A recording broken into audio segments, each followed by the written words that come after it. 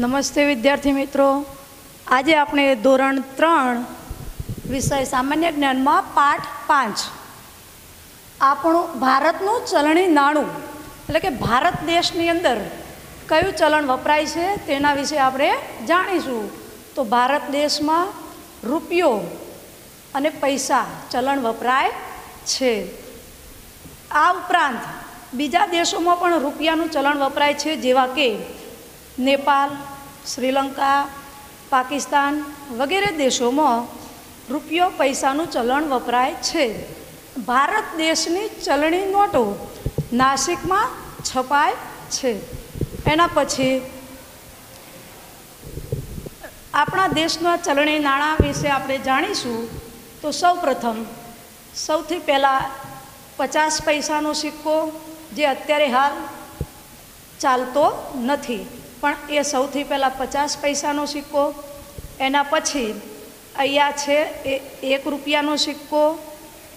એના પછી 2 રૂપિયાનો સિક્કો. એના પછી 5 રૂપિયાનો સિક્કો અને 10 રૂપિયાનો સિક્કો.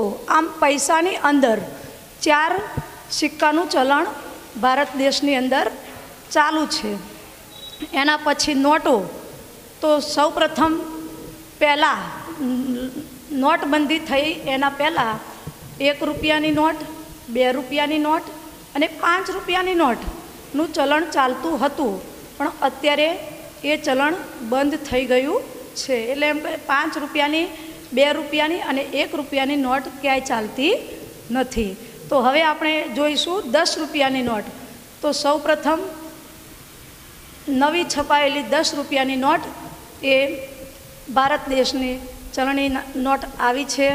આને 10 રૂપિયાની નોટ તરીકે આપણે ઓળખીશું. આપણે નોટને ઓળખવા માટે એના ઉપર ઇંગ્લિશમાં નંબર લખેલા હોય છે. એ નંબરથી આપણે નોટને ઓળખી શકીએ છીએ. તેમજ નોટ ઉપર આપણા રાષ્ટ્રપિતા ગાંધીજીનો ફોટો પણ હોય છે. તો આ 10 રૂપિયાની નોટનું ચલણ છે બાર મિત્રો. એના પછી નવી છપાયેલી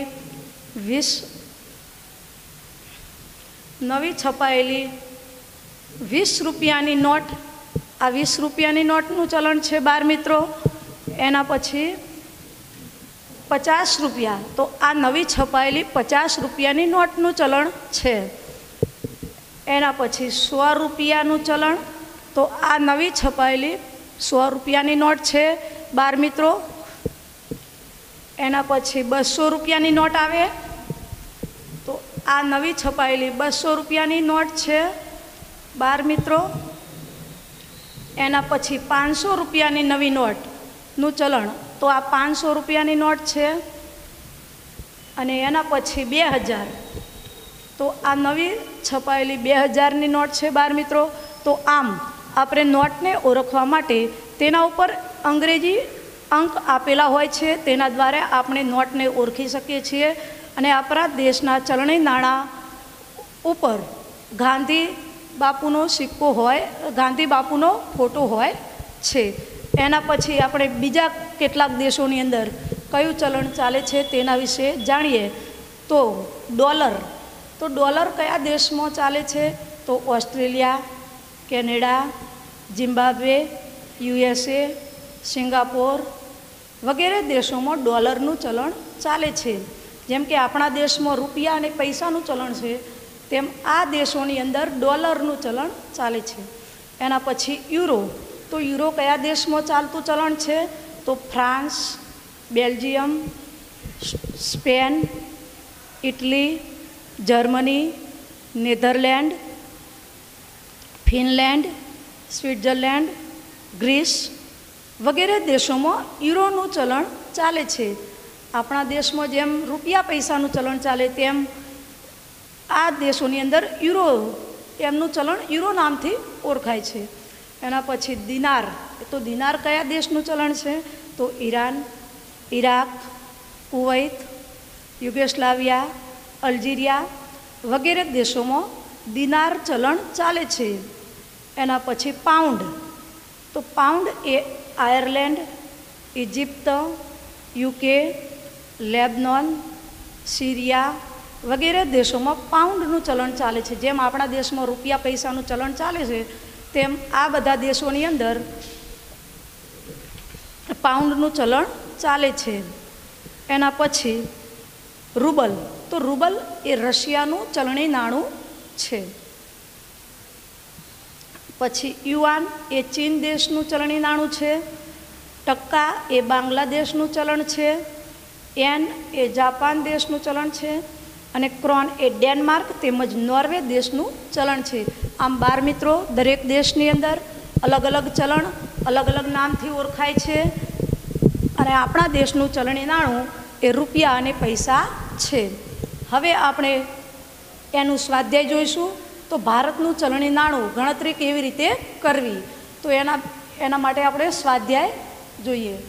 તો પ્રશ્ન નંબર 1, ખાલી જગ્યા પૂરો. તો ખાલી જગ્યાના જવાબ ઉપર આપેલા છે. આપણે ખાલી જગ્યા વાંચી અને સમજી અને પછી એમાં જવાબ લખવાનો છે. તો 1 નંબર 50 પૈસા વત્તા 50 પૈસા. એક 50 પૈસાનો સિક્કો હોય એવો બીજો 50 પૈસાનો સિક્કો ભેગો કરીએ તો 12 મિત્રો કેટલા રૂપિયા થાય? તો 50 પૈસા વત્તા 50 પૈસા બરાબર 1 રૂપિયો થાય. એના પછી 2 નંબર 2 રૂપિયા વત્તા 2 રૂપિયા બરાબર કેટલા પૈસા થાય, કેટલા રૂપિયા થાય? તો એક આવો 2 રૂપિયાનો સિક્કો હોય, એક આવો 2 રૂપિયાનો સિક્કો અને બીજો 2 રૂપિયાનો સિક્કો, એમ 2 સિક્કા ભેગા કરીએ તો કેટલા રૂપિયા થાય? તો 2 રૂપિયા વત્તા 2 રૂપિયા બરાબર 4 રૂપિયા થાય. એના પછી 3 નંબર 5 રૂપિયા વત્તા 5 રૂપિયા. એક 5 રૂપિયાનો સિક્કો હોય, આવો એક 5 રૂપિયાનો સિક્કો હોય અને બીજો 5 રૂપિયાનો સિક્કો, એમ 2 સિક્કા ભેગા કરીએ તો કેટલા રૂપિયા થાય? તો 10 રૂપિયા થાય. એના પછી 4 નંબર 10 રૂપિયા વત્તા 10 રૂપિયા, એટલે 10 રૂપિયાની નોટ હોય કે 10 રૂપિયાનો સિક્કો હોય, આવો એક સિક્કો 10 રૂપિયાનો, એવા 2 સિક્કા ભેગા કરીએ તો કેટલા રૂપિયા થાય? તો 10 રૂપિયા વત્તા 10 રૂપિયા બરાબર 20 રૂપિયા થાય. 5 નંબર 50 રૂપિયા વત્તા 50 રૂપિયા બરાબર કેટલા રૂપિયા થાય?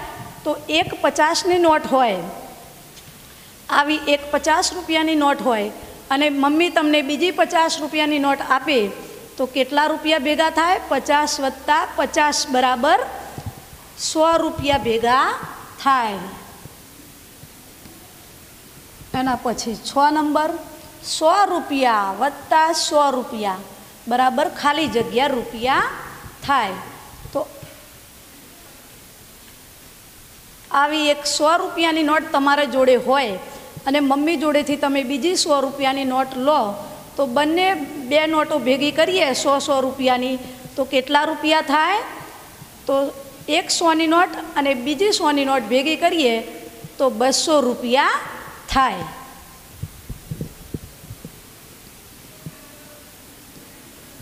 એના પછી પ્રશ્ન નંબર 2, આપેલા વિધાનોમાંથી ખરાની સામે ખરાની નિશાની અને ખોટા વિધાનો સામે ખોટાની નિશાની કરો.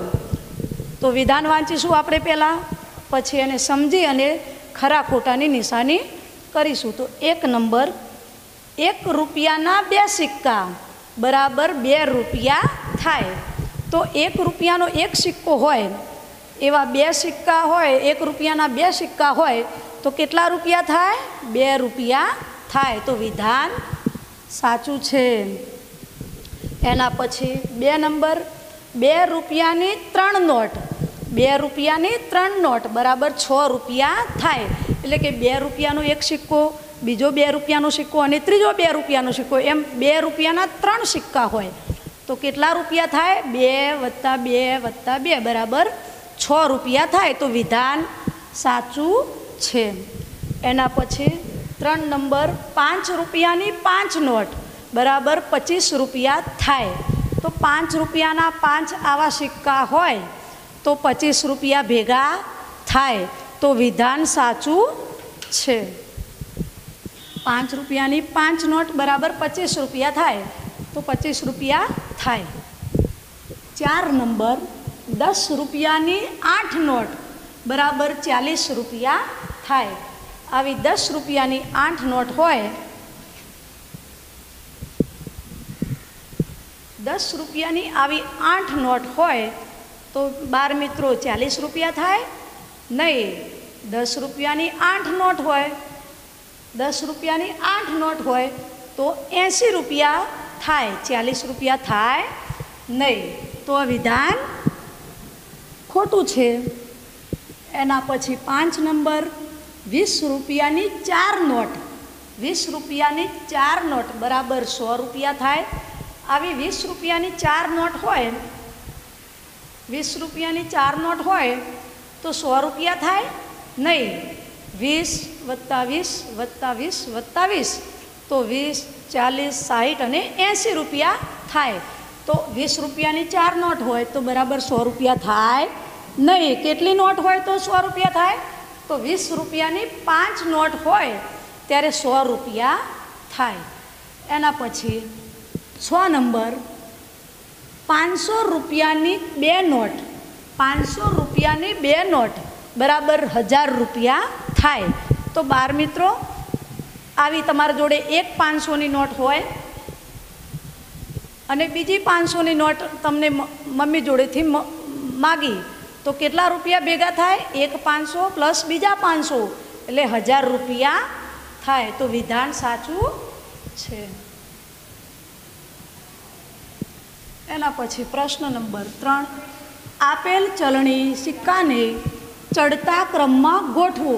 ચડતો ક્રમ એટલે 1 પછી 2, 2 પછી 3, 3 પછી 4 એમ અંક વધતો જાય એને ચડતો ક્રમ કહેવામાં આવે છે.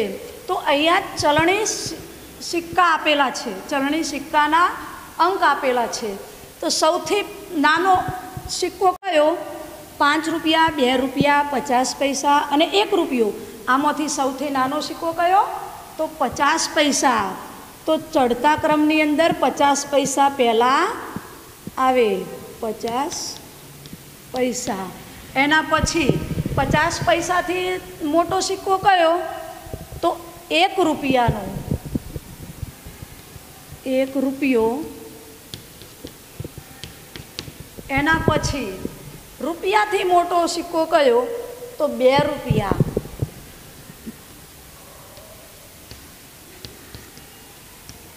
અને 2 રૂપિયાથી મોટો સિક્કો કયો? તો 5 રૂપિયા.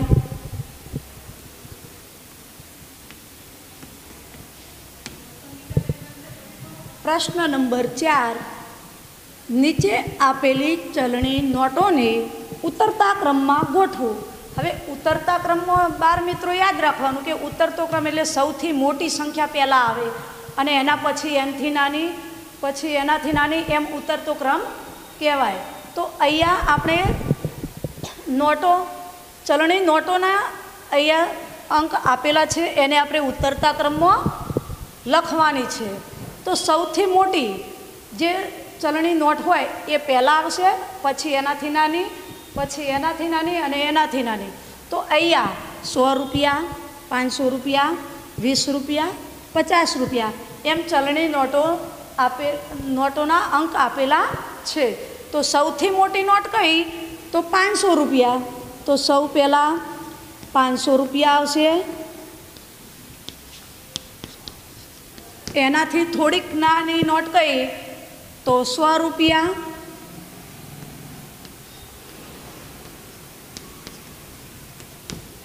એનાથી નાની તો 50 રૂપિયા. અને છેલ્લે 20 રૂપિયાની નોટ આવશે.